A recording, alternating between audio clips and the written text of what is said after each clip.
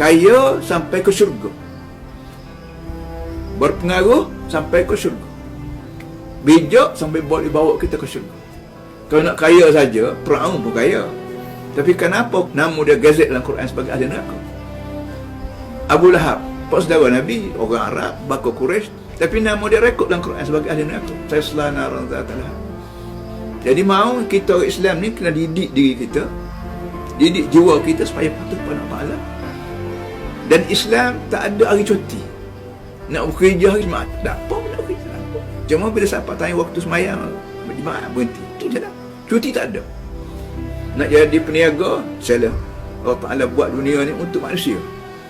Dengan logamnya, dengan petrolnya, dengan mineralnya, dengan balaknya, dengan segala biji-biji yang semua dia buat untuk manusia, bukan untuk iblis, bukan untuk malaikat, untuk manusia.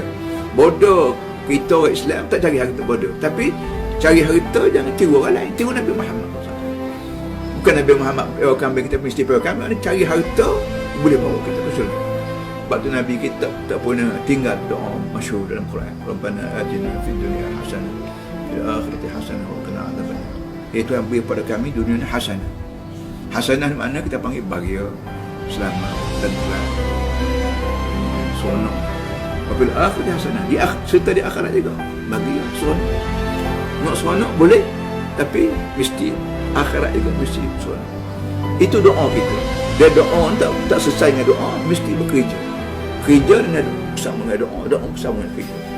Nak kahwin, nak berniaga, nak berpolitik, nak kahwin dengan anak siapa, ni semua ni ada panduan dia. Dibuat oleh Tuhan punya dunia, iaitu Allah.